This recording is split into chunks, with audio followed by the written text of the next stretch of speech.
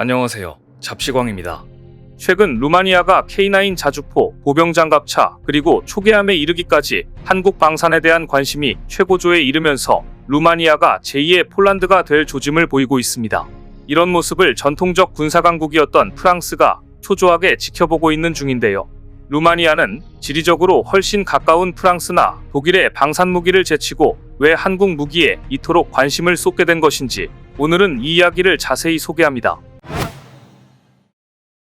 한국의 K2 전차와 K9 자주포 도입이 루마니아에 시급하다. 이것은 한국인의 입에서 나온 말이 아니라 루마니아 군사분석가 라두 투도르의 입에서 나온 말입니다. 이 군사 전문가는 현재 루마니아 군대의 실상을 이렇게 말했습니다. 루마니아 지상군은 70년이 넘은 구식 전차 T-55를 보유하고 있다. T-55 탱크는 프랑스와 벨기에의 박물관을 제외하고는 그런 오래된 탱크를 본 적이 없다. 그래서 우리 친구들은 그 탱크 앞에서 셀카를 찍은 적도 있다. 그런데 지금 우크라이나 전쟁이 발발했고 주요 무기 공급 업체의 대기자 명단이 매우 길다는 점을 감안할 때 현재 한국은 매우 좋은 대안이다. 한국은 루마니아가 군사 장비를 오래 기다리지 않아도 되게 만들어준다. 루마니아 군사 전문가가 이렇게 한국으로부터 방산 무기를 수입해야 한다고 주장할 만큼 지금 루마니아를 둘러싼 상황은 급박하게 돌아가고 있습니다. 얼마 전 러시아는 루마니아 국경 인접 지역인 다뉴브강 항구를 공습했습니다. 이곳은 루마니아와 불과 강 하나를 둔 지역으로 이 공격은 루마니아 국민들을 상당한 공포로 밀어넣었습니다.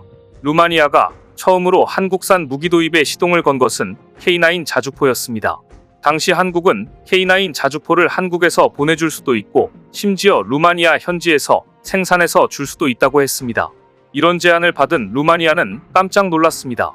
현재 쓸만한 자주포라고는 거의 없는 루마니아로서는 한시가 급했는데 한국은 매력적인 옵션을 두 가지나 제시했던 것입니다. 이러니 선택을 안 할 수가 없었던 것입니다. 그래서 지금 루마니아에서는 한국이 있어서 다행이다 라는 안도감까지 표하고 있습니다. 루마니아 군사분석가 라두 투도르는 현지 매체와의 인터뷰에서 우리는 한국이 1960에서 70년대에 미국의 라이센스를 기반으로 모든 기술 라인을 구축했다는 것을 알고 있습니다. 이 나라가 성과를 낼 수 있는 나라임을 보여주는 것입니다. 한국의 대기업은 자동차, 탱크, 장갑차를 만듭니다. 우리가 다른 나라를 선택했다면 5에서 6년을 기다려야 했을 것입니다. 하지만 더 이상 기다릴 수 없습니다. 투르다, 포크사니의 군대가 가능한 빨리 현대식 나토 호환이 되는 탱크를 공급받아 루마니아가 동맹국으로서의 지위를 존중받는 것이 필요합니다라고 주장했습니다. 올해 루마니아는 국방 예산을 GDP의 2.5% 수준으로 높이고 무기 구입을 국방 예산의 40%인 3조 원을 쓰려 하고 있습니다. 그런데 지금 추세로 봐서는 이렇게 증강된 국방비의 상당 부분이 한국으로부터 무기를 구매하는 데 쓰일 것으로 예상됩니다. 이처럼 루마니아가 한국 방산에 대해 전방위적 관심을 표명하자 놀란 건 프랑스만이 아니라 독일은 더 심각한 상황입니다. 최근 미국의 군사 전문지 디펜스 뉴스는 루마니아가 현대로템의 K2 전차와 한화에어로스페이스의 K9 자주포를 도입해 군사력을 강화할 것이라고 보도했습니다. 루마니아는 구형인 루마니아 주력 전차 TR-85M1 비조누를 대체하기 위해 신형 전차 도입을 서두르고 있는데요. 루마니아는 이미 미국의 에이브럼스 전차를 54대 구입했지만 250대의 전차를 추가로 도입할 예정입니다. 얼마 전까지만 해도 루마니아는 독일 레오파드 2A8 전차에 관심을 표명하며 이를 조달하기 위한 다양한 옵션을 모색해왔습니다.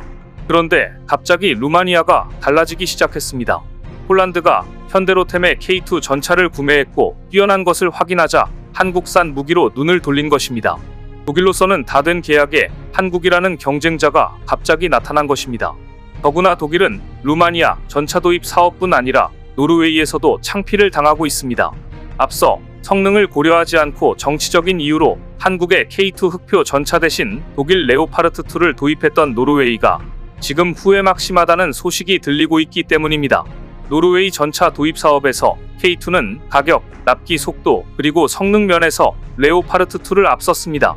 하지만 독일의 정치적, 경제적 압박에 못 이겨서 노르웨이는 레오파르트 2를 선택했고 이것은 노르웨이 내부에서도 큰 논란이 되었습니다. 그런데 최근 노르웨이는 독일과 구매 계약 당시 체결했던 옵션 중 하나인 레오파르트 2 추가 도입 18대를 포기해버렸습니다. 이것은 사실상 레오파르트2의 금액이 인상되기 전에 살 수 있는 마지막 권리를 스스로 포기한 것으로 상당히 이례적인 결정이었습니다. 하지만 이러한 결정에는 크리스토페르센 총사령관의 의지가 상당 부분 반영되었습니다. 크리스토페르센 총사령관은 이미 예전부터 이렇게 주장해왔습니다. 지금 노르웨이가 전차를 도입한다면 그건 한국산이어야 한다. 대한민국에 K2를 도입해야 남은 예산과 시간으로 다연장 로켓과 공격 헬기 등 공격용 무기를 더 살 수 있다. 하지만 노르웨이는 천연가스 공급에 숨통을 쥐고 있는 독일과의 정치적, 경제적 이해관계 때문에 K2를 사지 못하고 독일제 전차를 구입했던 것이었습니다. 그런데 가장 큰 문제는 독일의 납품 속도였던 것으로 드러났습니다. 독일은 1년에 10대씩 총 50대를 인도하겠다는 계약을 했지만 대다수의 전문가들은 이것도 독일이 내세운 목표일 뿐이지 독일이 보여준 납품 속도를 생각하면 불가능에 가까운 목표라고 지적하고 있기 때문입니다.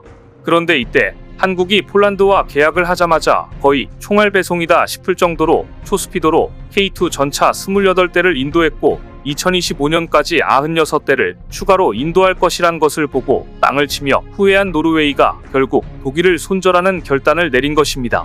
성능도 떨어지고 비싼 데다가 언제 인도될지 알 수 없다면 당연히 유지보수 분야에서조차 앞서 있는 K2를 선택하지 않을 수가 없는 것입니다. 더구나 호주에서도 한국 방사는 독일을 제치고 수주를 따냈습니다. 하나에어로스페이스는 호주에서 독일과 미국, 영국 등 전통적인 방산 강국을 차례로 제치고 호주군 현대화 사업인 랜드 400 페이지 3에서 하나의 레드백이 우선 협상 대상으로 선정된 것입니다. 호주 언론들은 이 계약이 60억 호주 달러, 약 5조 2천억 원에 이르는 계약이라고 보도했습니다. 그리고 바로 노르웨이의 바로 옆 나라인 덴마크에서도 비슷한 상황이 발생했습니다. 덴마크는 이스라엘제를 선택했다가 후회하고 다시 한국에 K9 자주포를 요청하고 있는 형국입니다. 지난 2014년 덴마크 실사단이 한국을 방문해 K9 자주포의 성능을 직접 눈으로 확인하고 돌아갔고 K9의 덴마크 수출에 청신호가 켜졌다는 반응이 많았습니다. 하지만 섬이 많은 덴마크는 경쟁자 중 가장 가벼운 프랑스 세자르를 선택했습니다. 그런데 덴마크는 세자르를 한 대도 인도받지 못했습니다. 2019년 팬데믹으로 도입 일정이 지연되더니 우크라이나 전쟁이 벌어진 것입니다. 결국 덴마크는 도입 예정이던 세자르 자주포를 모두 우크라이나에 지원한다고 밝혔습니다. 이후 덴마크는 한국, 미국, 프랑스를 대상으로 자주포 추가 도입을 제한하겠다고 발표했습니다. 그런데 전혀 예상치 못한 일이 벌어졌습니다. 덴마크 국방부가 LB 시스템즈와 무슨 논의를 했는지 갑자기 이스라엘의 아트모스 2000과 펄스 다연장 로켓까지 구매 협상을 진척시킨 겁니다. 심지어 속전속결로 덜썩 구매 계약까지 체결해버렸습니다. 기존에 이런 결정을 하는 시간이 5년여가 걸렸다면 이번에는 어찌된 일인지 2달 만에 계약을 체결한 것입니다. 그러자 여기저기서 방산비리 아니냐는 의혹이 불거졌고 덴마크 국방부는 한국의 자주포에 비해 이스라엘 아트모스 2000이 가격도 더 싸고 더 빨리 납품해주겠다고 해서 계약을 했다고 밝혔습니다. 하지만 이는 사실이 아니었습니다. 덴마크 국방부는 한국이나 미국과 전혀 접촉이 없었던 것으로 밝혀졌습니다.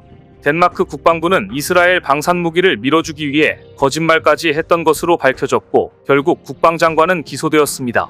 지금 덴마크는 국방장관이 연루되어 있다는 의혹을 받고 있는 3,300억 원 상당의 방산비리가 터져 논란이 되고 있는데요.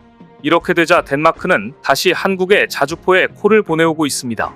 그리고 한국 방산무기는 얼마 전 진행된 폴란드 국군이 날 퍼레이드에서 K2 전차, K9 자주포, FA-52 폴란드 국방을 지키는 주요 첨단 무기로 열병식을 장식함으로써 높아진 위상을 증명해 보였습니다. 그리고 이러한 한국의 급부상에 노골적으로 질투와 견제의 시선을 보낸 나라가 있었으니 바로 독일입니다. 이번 폴란드 국군이 날 퍼레이드에 대한 보도에서 독일과 미국은 현격한 차이를 나타냈습니다. 독일 방송은 한국 방산 무기들을 거의 언급하지 않고 독일 전차만 노출시킨 반면 미국은 미국 전차와 함께 한국산 방산 무기들을 장시간 보여주며 설명까지 곁들였습니다. 미국으로서는 자신들의 첨단 장비와 호환성이 좋은 한국 무기가 유럽 방산 시장을 흔드는 게 손해볼 일이 아니기 때문입니다. 하지만 독일의 입장은 다릅니다. 전차, 자주포, 장갑차 등 독일이 강자였던 부문에서 한국 방산이 실로 파격적인 기세로 올라오고 있기 때문입니다. 이번 폴란드 국군이 날 퍼레이드 보도에서 독일이 보여준 속 좁은 태도는 지금 독일이 한국 방산의 약진을 얼마나 경계하고 있는지 여실히 보여준 사례였습니다. 오늘 준비한 소식은 여기까지입니다. 댓글을 통한 여러분들의 많은 의견 기다리겠습니다. 시청해주셔서 감사합니다.